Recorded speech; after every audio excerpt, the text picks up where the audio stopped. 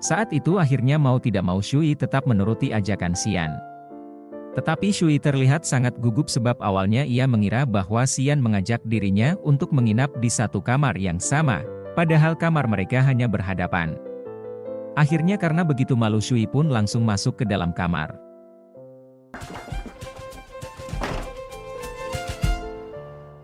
Di malam hari Shui sedang menonton berita tentang proyek Zanlan, akan tetapi Shui merasa ada yang mengganjal dari informasi yang mereka sampaikan sebab mereka tidak merilis hasil investigasi tentang proyek baterai mobil Zanlan.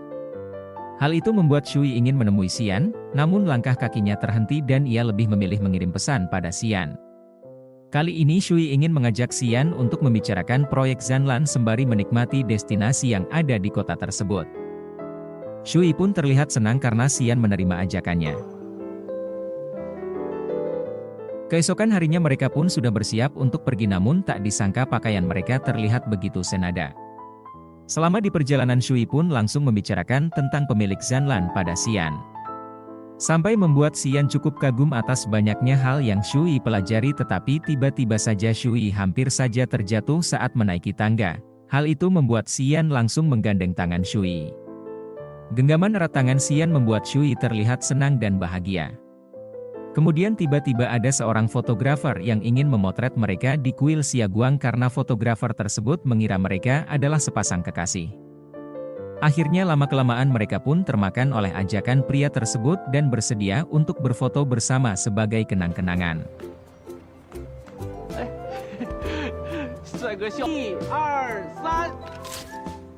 Lalu mereka pun melanjutkan berjalan-jalan di kuil tersebut. Shui juga mencoba sebuah keberuntungan dan betapa terkejutnya ramalan pria itu memanglah benar jika Shui sudah menemukan jodohnya, walaupun hubungan mereka diawali dari sebuah kesalahan. Lalu ketika mereka akan pergi dari kuil itu Shui malah hampir terjatuh kembali, hal tersebut membuat Xian langsung menggandeng tangan Shui. Di malam hari mereka pun makan bersama namun Shui menerima pesan dari Qin Yu yang terus mengeluh dengan pekerjaannya. Qin Yu juga tidak lupa mengeluh kepada Xian, bahkan ia meminta begitu banyak oleh-oleh dari Xian. Mengetahui hal itu membuat Shui langsung mengomel karena ia masih berpikir bahwa keponakan Xian adalah Qin selingkuhan mantan pacarnya. Omelan Shui tersebut membuat Xian mengingat kembali kenangan buruk bersama mantan pacarnya, namun lagi-lagi Shui terus saja memuji dan mengagumi Xian. Hal itu membuat Xian terlihat bahagia bahkan Xian juga berhasil membuat Shui terdiam dengan sedikit ucapan manis dari mulutnya.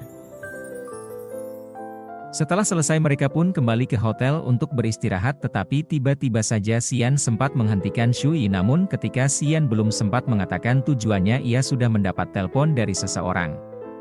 Akhirnya Shui pun langsung masuk ke kamarnya. Di kamar Shui kembali mendapatkan telepon dari Ruo.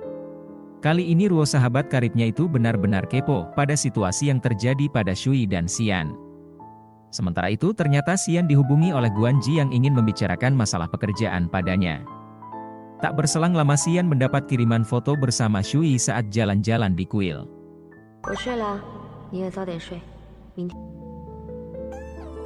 Keesokan harinya Shui dan Xian sudah bersiap untuk bekerja. Mereka benar-benar terlihat sangat tampan dan cantik. Tak berselang lama mereka pun sudah sampai di perusahaan Ancheng, dan mereka langsung bertemu dengan pemilik perusahaan tersebut yang bernama Jiang. Di sana dengan berani mereka langsung menjelaskan permasalahan yang ada di proyek baterai Zanlan, namun Jiang terlihat tidak terima atas perkataan dan penjelasan mereka. Bahkan Jiang juga dengan sombong berniat membatalkan kerjasama mereka. Tetapi Shui sangat berani membuat harga diri Xian tetap berada di posisi yang seharusnya.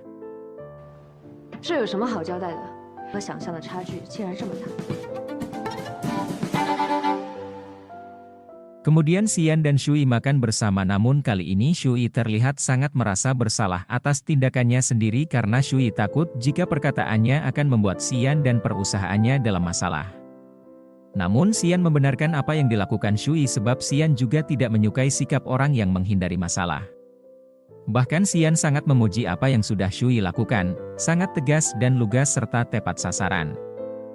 Saat itu mereka masih berjalan-jalan menikmati suasana malam yang ada di sana dan tak disangka Xian sudah semakin memperlihatkan perhatiannya pada Shui. Hal itu benar-benar membuat Shui tidak bisa berkata-kata dan Xian juga langsung ingin mencium Shui akan tetapi lagi-lagi ciuman itu pun gagal karena Qin Yu tiba-tiba menghubungi Xian. Akhirnya mereka pun kembali ke hotel.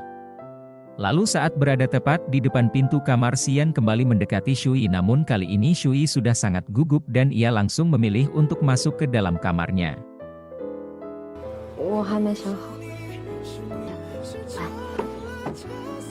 Di kamar Shui sedang sibuk dengan pekerjaannya tapi tak disangka Xian mengirimkan sebuah file untuk membantu meringankan pekerjaan Shui. Hal itu membuat Shui sangat bahagia. Keesokan harinya Shui dikejutkan dengan keberadaan Xian yang sudah menunggu Shui tepat di depan pintu kamarnya. Kali ini mereka pun pergi bersama namun tak disangka Shui sudah mendapatkan kopi pagi dari Xian walaupun kopi tersebut diberikan oleh sopir pribadi Xian. Lalu Xian pun mengantarkan Shui menemui Jiang orang yang akan ia wawancarai. Sesampainya di perusahaan Shui langsung bertemu dengan Jiang dan mulai mewawancarainya. Tak disangka Shui benar-benar berani untuk melangkah memperjelas proyek Zanlan yang dikeluarkan perusahaan tersebut, tetapi sebelum Shui pergi Jiang sempat meminta Shui untuk menulis artikel wawancara itu. Shui bisa memberitakan hal yang positif dan memuji proyek Zanlan namun Shui tetap akan menjadi jurnalis yang berpegang teguh pada kejujuran. Setelah wawancara itu selesai Xian pun langsung menjemput Shui. Namun tiba-tiba saja ibu Shui menghubunginya untuk menanyakan perkembangan hubungan Shui dengan Yuyu. Situasi itu membuat Shui terlihat agak grogi dan sangat kesusahan karena Xian yang berada di sampingnya. Beberapa hari kemudian Xian kembali berkumpul bersama Guanji dan Yuyu. Kali ini mereka kembali membicarakan proyek Zanlan sesuai apa yang sudah Xian ketahui. Sementara itu Shui juga sibuk dengan pekerjaannya. Kali ini Xian pun sudah mulai terlihat tidak sedingin dan secuek sebelumnya karena ia mulai memposting hal-hal yang berkaitan dengan Shui. Shui yang menyadari hal itu langsung menjadi salah tingkah. Keesokan harinya Shui sedang ingin menemui Pak Qiu direksi keuangan di perusahaan Xian. Tak disangka ternyata Qin adalah asisten Pak Qiu. Karena Pak Qiu sedang rapat akhirnya Shui harus menunggu di ruang tamu, namun sampai beberapa waktu lamanya Shui tak kunjung bertemu dengan Pak Qiu, sampai akhirnya Shui pun bertemu dengan Cheng. Cheng yang menyadari bahwa Shui sudah sangat lama menunggu langsung memberitahukan hal itu pada Xian. Hal itu membuat Pak Qiu langsung menemui Shui dan Qin juga melihat Pak Qiu yang secara pribadi menjemput Shui. Menyadari kesalahan Qin membuat Pak Qiu memanggil dan memarahi Qin di ruangannya. 你能不能搞清楚自己位置啊？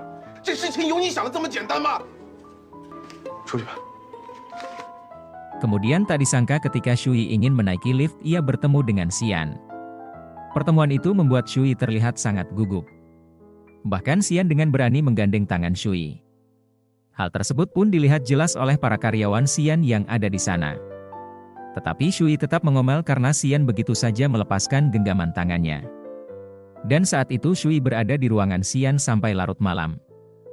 Bahkan Shui baru mengetahui jika Xian sengaja memberikan minuman khusus untuk Shui. Lalu ketika Shui membawakan minuman untuk Xian, ia malah tidak sengaja menabrak Xian. Situasi itu pun membuat mereka saling menatap satu sama lain. Namun ternyata kejadian tersebut hanyalah sebuah hayalan semata. Dan sebenarnya Shui memberikan minuman untuk Xian dengan sangat baik.